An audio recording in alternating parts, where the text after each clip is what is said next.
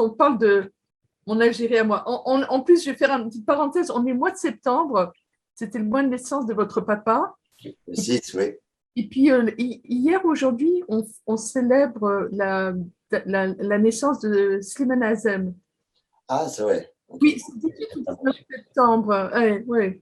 Voilà. C'est quoi? Allez, qui commence? J'ai passé du temps en Algérie. Je crois peut-être un petit peu plus que Mustapha quand on était jeune. Oui. Il allait beaucoup, beaucoup. Mais bon, c'était la famille, quoi. D'abord. D'abord, puisque les parents, quand ils sont arrivés en France, ils étaient que tous les deux. Ouais. Donc, ils ont une histoire particulière. Et ils étaient que tous les deux. Donc, on n'avait pas de cousins ici quand on était enfant. On se les a inventés, les cousins, au quartier. Lui, c'est mon cousin, on disait. On avait beaucoup de cousins imaginaires, mais les vrais cousins, ils étaient là-bas. Les vacances en Algérie, c'est à quelle fréquence? À nous, ça a été tous les ans quasiment. Ouais. Ouais. C'est-à-dire que très vite, dès l'âge de 3 ou 4 ou 5 ans, la première fois, ouais, on avait moi 3, 4 et Mustapha. Jusqu'à l'adolescence. Et après, on y a, Hakim même y allait tout seul et puis moi aussi, mais on va dire qu'on y a été pratiquement tous les ans. En avion, par l'Espagne, par Marseille. Au Maroc, oui, descendre à l'époque par le Maroc, ça passait. On a tout vécu, que ce soit l'avion, les départs sans papa qui restait à Toulouse au Khedma. C'est la mère qui nous a menés. Hein. On a vécu, moi j'ai vécu des moments seuls quand j'étais ado, 17-18 ans, ou quand ils partaient en Kabylie par exemple, parce que nous on partait en vacances à Ain Benyan, à côté d'Alger. Vous avez chanté d'ailleurs, hein? Moi je ne sais pas, il parle d'Ain Benyan, mais j'imaginais que c'était effectivement lié à un souvenir particulier. C'était nos vacances là-bas, la cité Bellevue. C'était une cité, mais au bord de la mer. Oui, c'est ça, pour moi l'Algérie, Hakim a raison, évidemment la famille, bien sûr, notre grand-mère, la seule qu'on avait, c'est la mère de notre père, qu'on a connue, la seule, à Ain Benyan, mais la famille, évidemment, les oncles, les tantes, les cousins, mais aussi la mer. Moi, je pense au littoral, je pense à l'Algérie, je pense à la plage, je pense à ces moments où nous, on sortait d'une cité, et d'un coup, on se retrouvait quand même au bord de la mer pendant pratiquement un mois, quelquefois plus de mois. Et n'oubliez pas, vous, en tant que garçon, c'était plus facile d'aller à D'accord, c'est clair. Évidemment, évidemment. Mais on partait d'une cité à Toulouse à une autre cité, mais au bord de l'eau, à 300 mètres de la plage ou 400 mètres.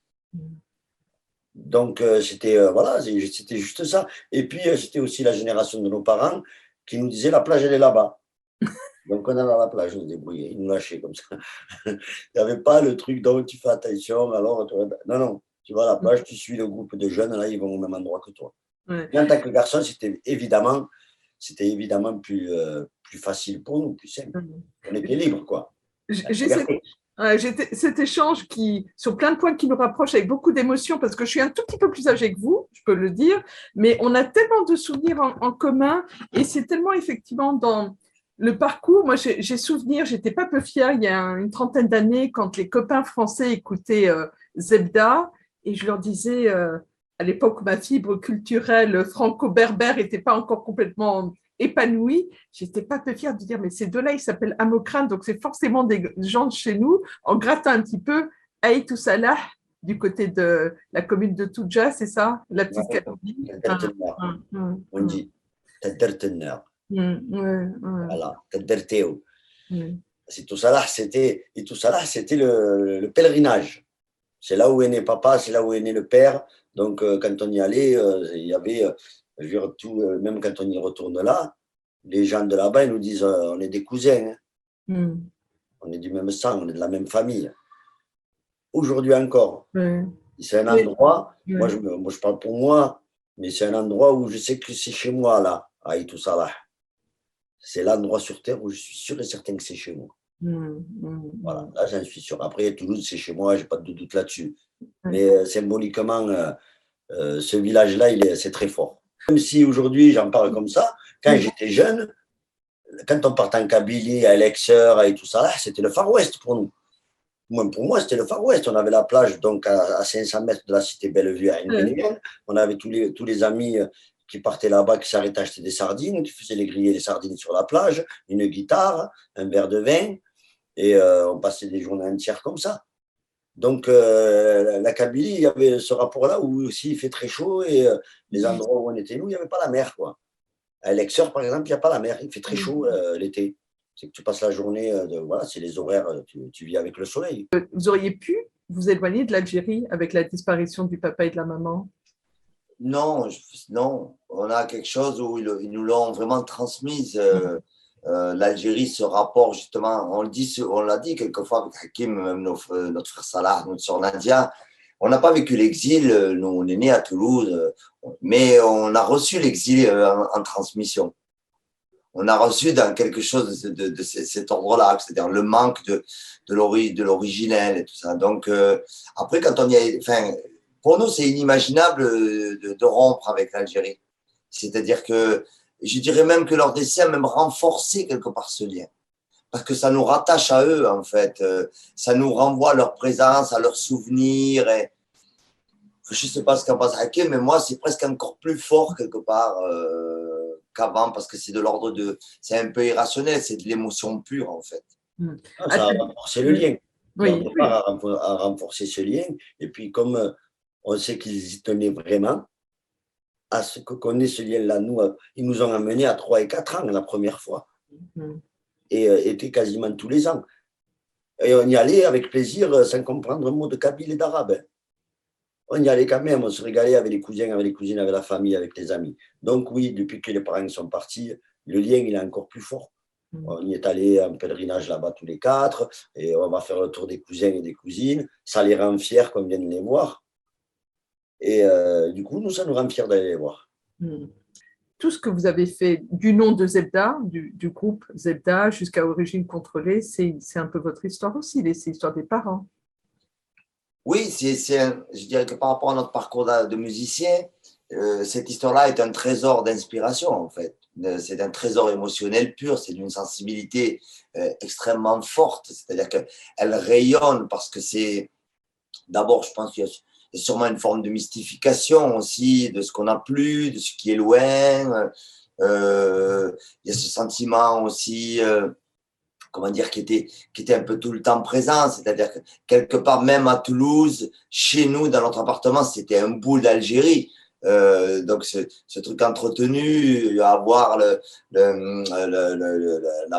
menthe sur le balcon, ou d'avoir les figues, ou l'huile d'olive, ou d'avoir la viande qui sèche sur le balcon. Des petits bouts d'Algérie vraiment amenés à Toulouse. Donc, par rapport à notre parcours de musicien, cette histoire-là est un véritable trésor d'inspiration, que ce soit avec Zelda ou Origine Contrôlée, ou tout ce qu'on a pu faire. C'est cette histoire-là, finalement, elle nous a vachement inspiré, elle nous inspire encore. Ouais.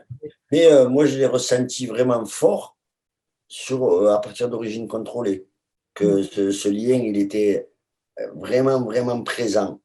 Quand on a fait Origine Contrôlée, les chansons préférées de notre père, qu'on a eu cette idée-là avec Mustapha, c'est à ce moment-là que je me suis rendu compte à quel point l'histoire de nos parents, elle nous avait touchés au plus profond de nous-mêmes. Même maintenant qu'ils ne sont plus là, il y a un bout d'exil qui est resté en nous, même si on n'est pas des rorbistes, on n'est pas des exilés. Malgré tout, et Origine Contrôlée, pour moi, ça m'a amené ça. C'est la reconnaissance de l'histoire de mes parents et pourquoi on est devenu musicien. Parce qu'il y avait beaucoup de musique à la maison, même s'il n'y avait pas d'instrument de musique, il y avait quand même de la musique.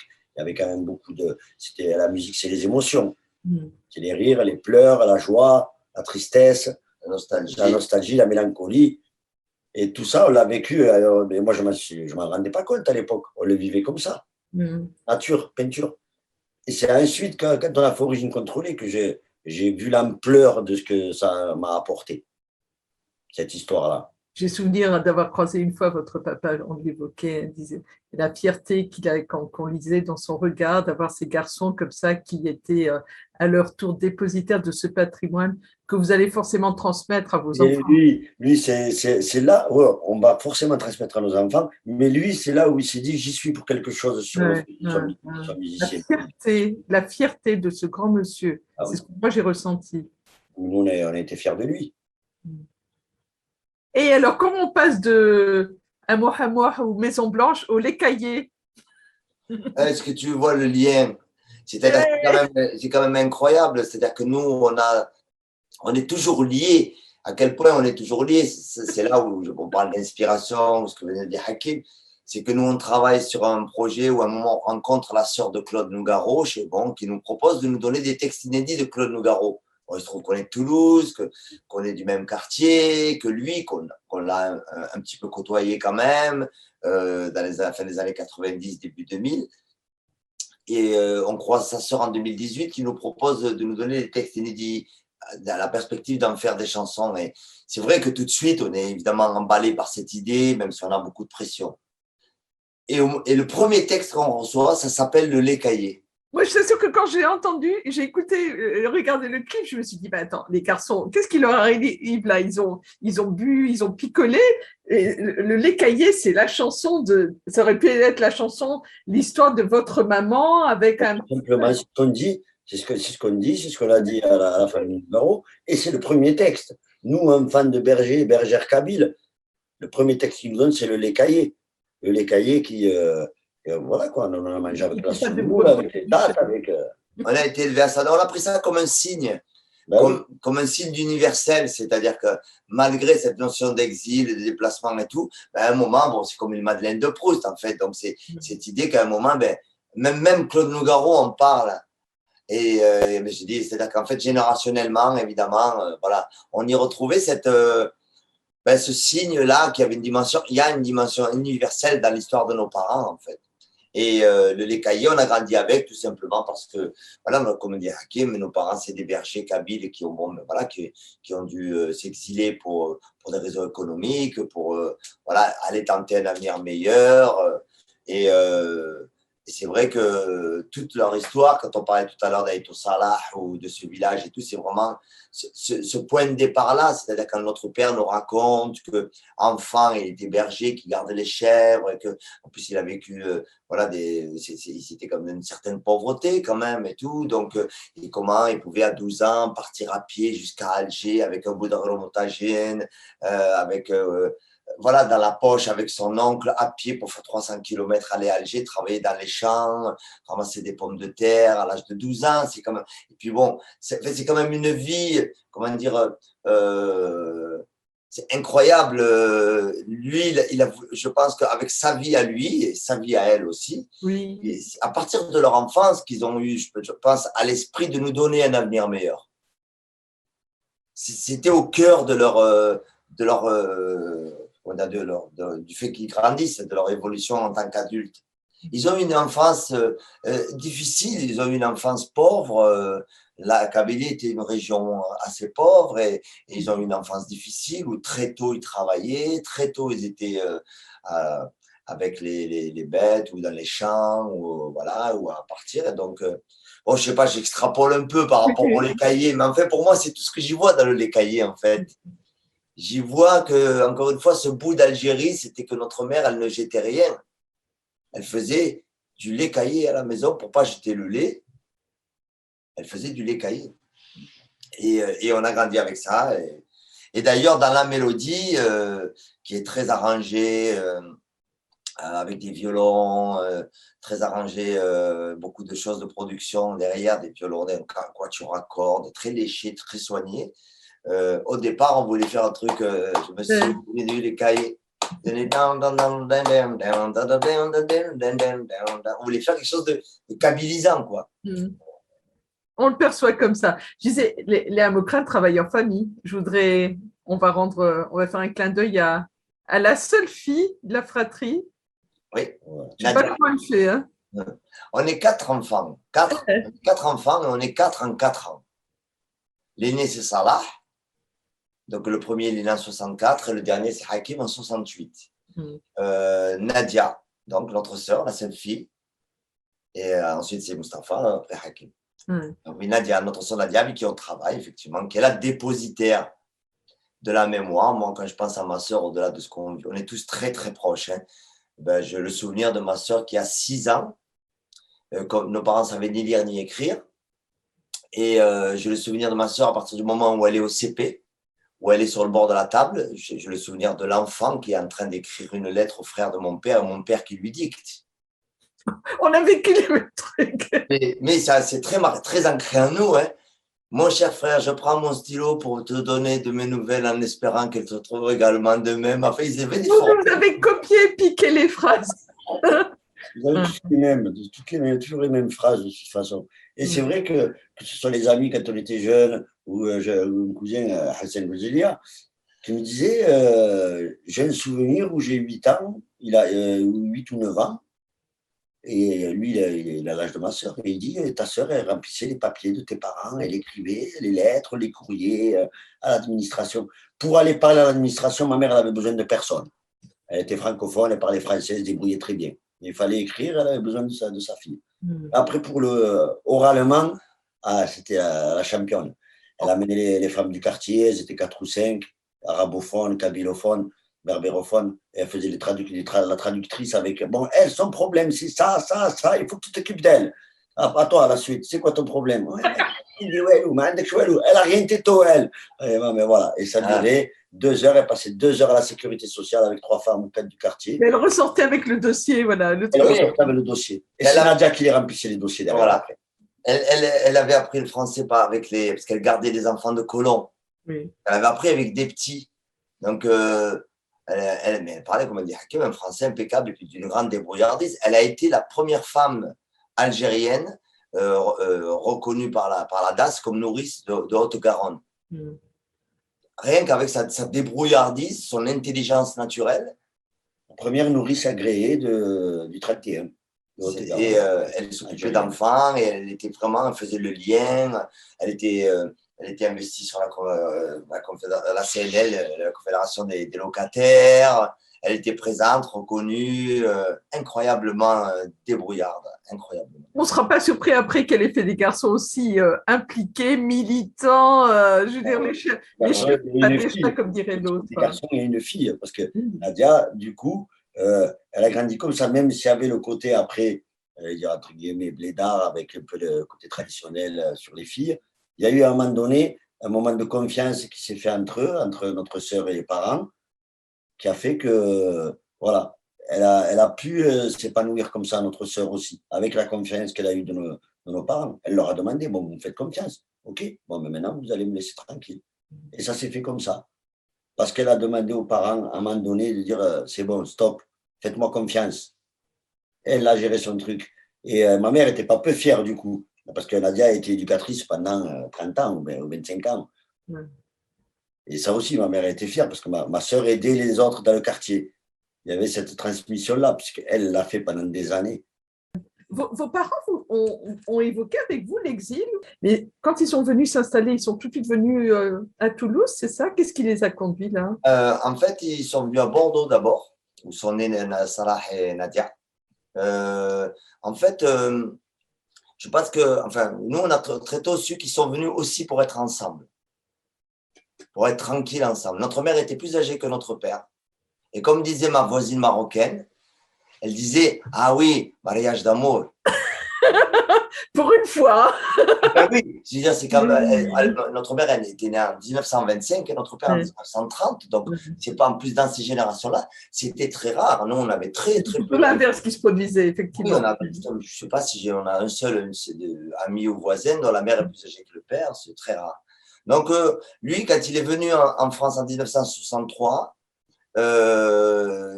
3 mois après, notre mère l'a rejoint. Très vite, il l'a fait venir. Aucun d'entre nous n'était né.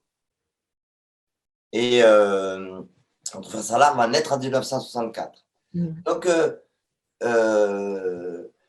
ce qu'on comprend, nous, bon, même si ça n'a pas été complètement verbalisé par eux, c'est que quand lui, il est arrivé en 1963, chez un cousin du côté de Bordeaux, il a travaillé 3 mois, il a envoyé l'argent et elle est venue tout de suite. C'était immédiat. Donc, je pense quelque part, ils avaient besoin d'être ensemble, et de vivre cette aventure ensemble. Je pense qu'ils avaient une forme de modernité, sûrement, aussi, d'ailleurs, dans le fait d'être dans cette différence d'âge-là. Et qu'il y avait quelque part, ils avaient une vision. Bon, je crois qu'on a eu la chance d'avoir des parents très ouverts, en fait, très, très disposés à très ouverts aux autres cultures aussi. Ils ont toujours entretenu de très bonnes relations avec les voisins, qui soient espagnols, qui soient d'Afrique subsaharienne, qui soient du Portugal, algériens, tunisiens. Ils n'ont jamais fait ce genre de différence. Ils ont toujours entretenu ce genre de relations très, très ouvertes et je crois que c'est un peu une des raisons qui fait qu'ils sont venus aussi en France, c'est qu'ils voulaient vivre cette aventure ensemble, ça c'est certain. Parce que voilà, vraiment, l'amour, quoi. Voilà. 3 mois après, ils le rejoignent, quoi. Donc c'est pas genre je viens, je vais travailler pendant. Comme c'est arrivé souvent, ils n'ont pas attendu le regroupement familial, hein, il l'a fait venir tout de suite. Et ils entretenaient le mythe du retour au pays, ils ont évoqué. Vite fait. Oui. Pas dans longtemps, après ils se sont rendus compte qu'ils avaient des petits Français à la maison quand même. Ils se sont vite rendus compte qu'on aimait. Parce que le kabyle, c'était la langue du secret. Nous, on ne les prenait pas quand on était mômes. C'est quand on les voyait parler en kabyle entre eux, soit ils parlaient d'argent, soit ils s'embrouillaient, quoi. Vous compreniez qu'il y avait un truc qui fallait pas que… On l'a appris sur le tard. Moi, je le comprends un petit peu maintenant, parce que par la force des choses, si on va en Algérie, qu'on communique avec des tantes ou quoi, eh bien, il faut bien arriver à comprendre un peu 2-3 mots. Mais oui, il y a eu un jour, on va repartir. Mais ça n'a pas duré longtemps. Moi, ça a existé, mais je n'ai pas le souvenir d'avoir eu une pression, on va repartir au bled. Je n'ai pas ce souvenir-là. Je me rappelle qu'ils en parlaient, que le père, que papa, il disait souvent, bon, mais on va repartir un jour. Ma mère aussi. Mais je n'ai pas ressenti de pression particulière là-dessus. Parce que de toute façon, après, nous, on était, comme je disais tout à l'heure, comme nous, on était entre nous, on n'avait pas de cousins, la famille, c'était nous. Même si il y avait des amis, il y avait des entourages, mais la famille, on était tous les 4. Comme disait Mustapha tout à l'heure, Salah est né en 64, Nadia 18 mois après Nadia, Mustapha 18 mois après, et moi 1 an après lui. Donc ça a enchaîné quand même. Donc du coup, on était un bloc familial. Et voilà, les parents ils se sont rendus compte au bout d'un moment que voilà, c'était la France qui était chez eux. Oui, c'est ça. Il ne le disait pas clairement, mais quand même, moi, j'ai le souvenir qu'il disait c'est chez nous l'Algérie. Là, c'est chez nous. C'était pas aussi clair que genre on va y retourner un petit peu quand on était tout petit, mais c'était pas tellement ça. C'était plus c'est chez nous l'Algérie. Ou alors il y avait un peu ce côté aussi, comment dire, ils ont vécu un certain racisme aussi en France. Et ils se sont sentis un peu des fois, comment dire, rejetés. Chez eux, Rejetés ici par rapport, voilà, comment, ce qu'ils pouvaient, dans une autre époque, voilà, comment ils pouvaient être, comment dire, pas à l'aise, quoi, parce qu'on pouvait leur signifier.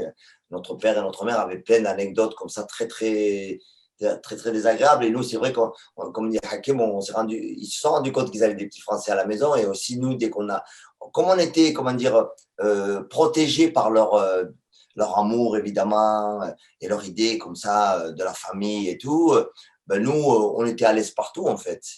Et donc, nous, on était chez nous, par contre. Et je pense que nous, à un moment, on leur a transmis ce truc. On dit, non, mais on va pas, de toute façon, on ne va pas partir, c'est chez nous. Et ils l'ont, je pense, très bien compris, intelligemment. Après, ils nous racontaient ce qu'ils vivaient, eux. C'est vrai que notre père nous racontait des fois, un peu plus tard d'ailleurs, ça, des anecdotes de chantier, de racisme direct. Ici, on ne sert pas les Arabes, ou à notre mère dans le bus. Mais le genre de notre mère dans le bus. Mais nous, c'est ça aussi, notre mère, c'est ça. Un jour, on monte dans le bus, elle nous a tous les deux, on doit avoir 7-8 ans. Elle nous a dans la main comme ça. On ne comprend pas ce qui se passe. On voit qu'elle se dispute avec le chauffeur de bus. Et que le chauffeur de bus, apparemment, il lui a dit une parole raciste et il lui a dit, à bout d'un moment, il lui dit « Rentre dans ton pays si tu n'es pas contente ». Sa phrase à elle, on était là tous les deux, on était enfants. C'est choquant quand t'es gosse, tu vois, l'humiliation que peut subir ta mère. Mais elle ne se laissait pas humilier, elle lui dit, c'était sa phrase, elle dit « T'es resté 130 ans chez moi ». Je vais rester 130 ans, après je vais partir. Il me reste encore 100 ans, mais 30 ans. Non négociable. Excellent. Mais par contre, elle rentre à la maison, l'affaire n'est pas finie. Parce que tout de suite, elle dit, il y a des voisins espagnols qui sont des chauffeurs de bus, qui sont syndicats, des chauffeurs de bus à la CGT. Elle dit à mon père, il va falloir le voir. Donc, en fait, pour dire que ça se finit Elle lâchait pas l'affaire. Ah ouais, ça se finit dans le bureau du directeur de la compagnie de bus, Ouais. avec le chauffeur de bus qui lui dit « Pardon, madame ». Bien fait. Elle lâche pas l'affaire. Ben, elle avait raison. C'est ça aussi qui fait qu'à un moment, on règle ces choses-là. Ça nous aide à nous sentir chez nous. Sinon, non, on ne peut pas accepter ça. On n'accepte pas parce que ce racisme-là, on l'a vécu nous aussi. Bon, c'est vrai, on allait jouer au foot, quand tu joues au rugby, bah, tu sais, c'est vraiment une réalité qu'on vivait, aller jouer dans des petits bleds où on t'insulte du bord de la touche, les bougnous, les picots. C'est quand même pas normal qu'un enfant entende ce genre de mots, quoi. Je veux dire, si quelque part, c'est toute leur bienveillance, leur amour qui nous a aidés à dépasser le problème, à dépasser le problème. En gros, à se dire, tu peux dire ce que tu veux, ma mère elle m'aime, mon père il m'aime, toi, tu peux dire ce que tu veux, je m'en fous. Ça permet de pas protéger quand même. Voilà. On s'est senti protégé tout le temps à l'école. Mon père, il ne laissait pas les profs nous taper. C'était interdit. Même si ma mère elle disait tapez-le s'il n'écoute pas, mais mon père dit non, il ne faut pas qu'il le tape. Non, s'il y a quelqu'un qui le tape, c'est moi. Et notre père ne nous tapait pas. Alors, Voilà, c'était réglé. S'il y a quelqu'un qui le tape, c'est moi. Nous, on faisait. On savait que lui, il n'allait pas nous taper. Il nous engueule, il nous fait les gros yeux, il nous punit, mais il a jamais levé la main sur nous. Ouais, de temps en temps, une petite calotte, mais c'est la mérité, quoi. histoire de dire, voilà, histoire de La mérité, je pense. De montrer son autorité. Ouais. J'imagine, et je pensais à votre Algérie, s'il y a un souvenir là tout de suite, un souvenir l'un et l'autre, un souvenir, une anecdote, on a beaucoup parlé des parents, on est tous liés à ce pays par nos parents, ou ça peut être une chanson. Un souvenir, moi quand je dis ça, spontanément, je pense à l'Aïd. Je pense à l'Aïd, je pense à ce moment, cette fête-là, quand on a vécu là-bas, à quel point on pouvait sentir d'un coup là, cet esprit de fête comme ça, avec toute la famille qui débarque de Kabylie, du côté d'Alger, de se dire, ben, j'ai autant de cousins, moi. Et de se dire, ma famille est grande, il n'y a que des Amokranes là. Et ça, c'est ce souvenir-là.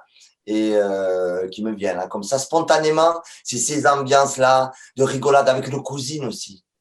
Quand on était aussi dans cette intimité des familles, parce que c'est nos cousines, alors ok, on allait, du coup, bien sûr, quand on était enfant, on pouvait aller avec notre mère du côté des femmes.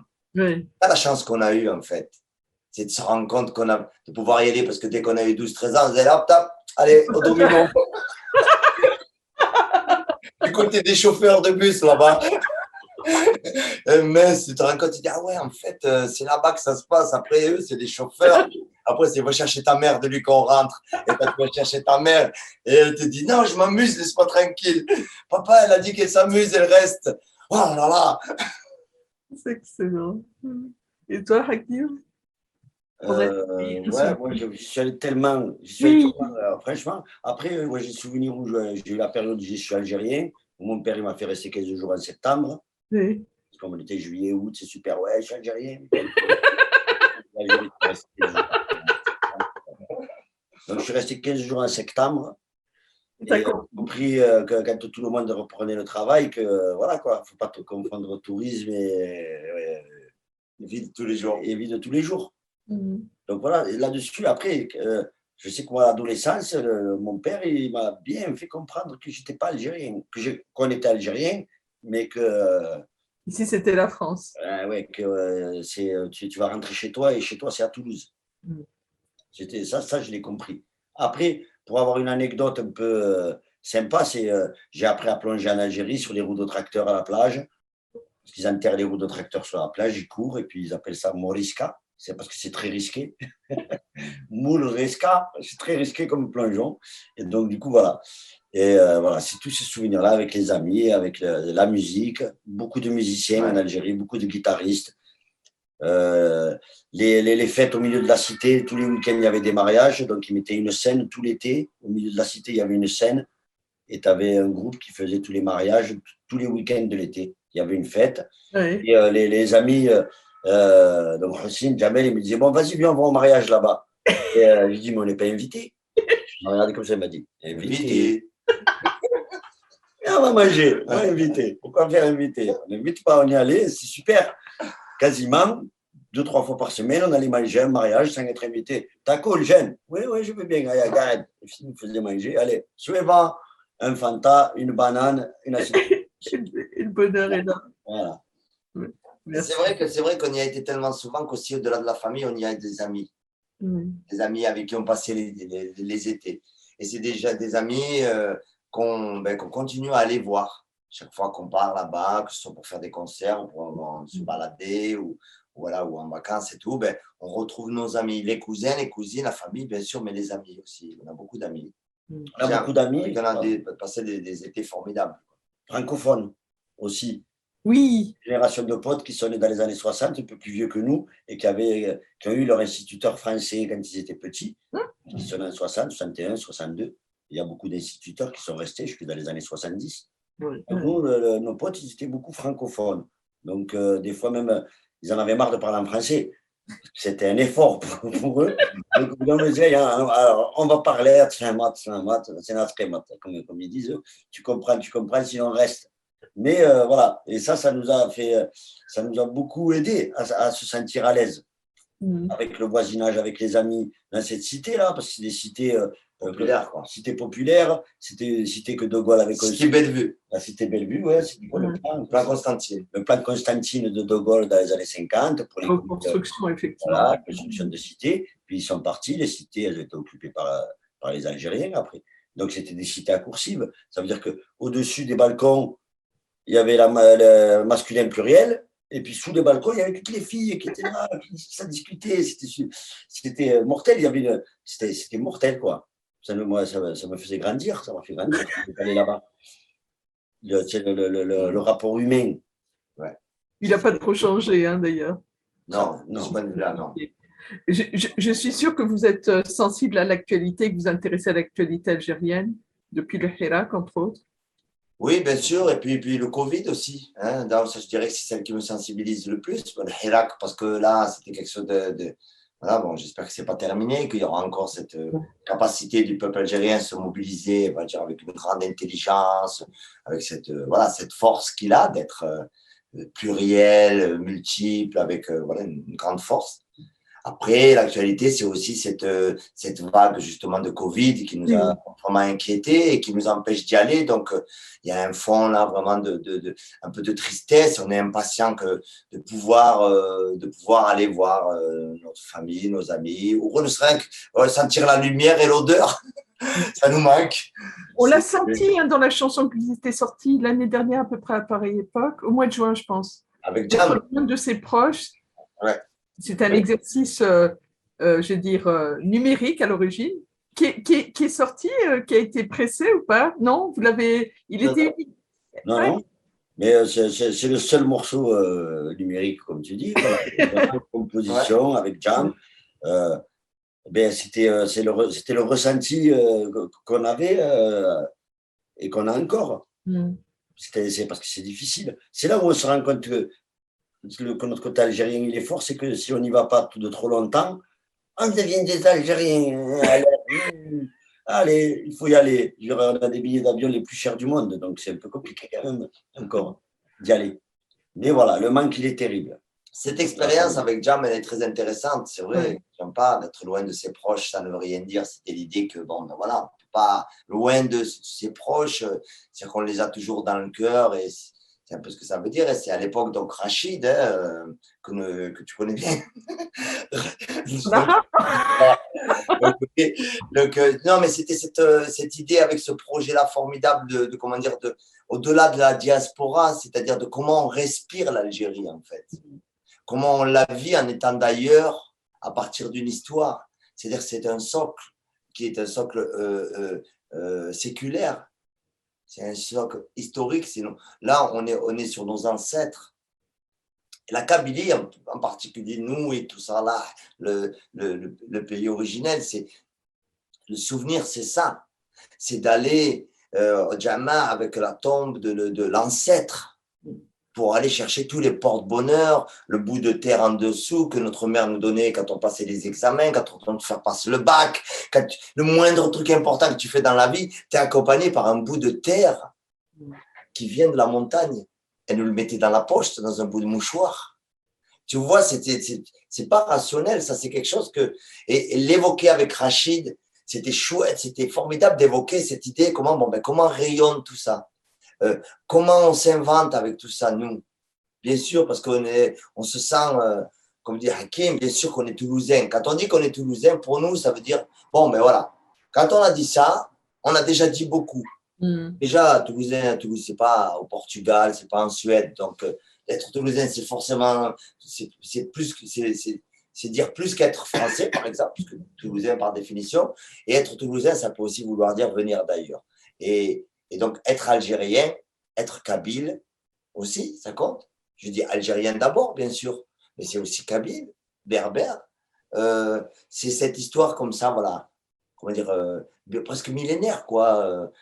C'est un rapport à la terre, quoi. C'est très fort. Et des fois, les mots nous manquent pour l'expliquer. Dernière question, peut-être si vous m'autorisez, une actualité qui nous rattrape, le décès du président algérien Abdelaziz Bouteflika, pour vous suivre. Ouais, là, c'est... Non, mais là, j'ai envie de dire par rapport à ça, on a été élevé d'une façon qui dit que on va avoir du mal à critiquer les gens qui viennent de mourir. Et ce serait un peu ce qu'on aurait envie de faire, mais on ne va pas le faire. Voilà, juste, moi j'aurais dit, pour dire quelque chose de positif sur lui, c'est que l'Afrique du Sud a été exclue de l'ONU sous la présidence de Bouteflika dans les années 70. Voilà. Après, c'est ce qu'il a fait. Alors qu'il était plus jeune ministre des Affaires étrangères, je crois, de l'Algérie, il me semble. Après, voilà, comme dit Mustapha, voilà, il vient de partir, hein, et à son âme. Hein. Maintenant, il se débrouille avec. Voilà. Azraïn, comme dit mon mère. C'est génial parce que chaque fois que j'échange avec vous, je découvre de nouvelles choses. Merci beaucoup, les garçons. Vous voudriez, sauf si vous vouliez ajouter quelque chose, vous voudriez conclure sur. Poussez-moi la chansonnette, une chanson. Allez, la première chanson kabyle, je ne vais pas vous dire laquelle, mais moi j'adore. Vous avez une version de Un mois que j'adore, mais celle que vous voulez, quelques secondes. Moi, ce qui me vient, c'est d'hier soir.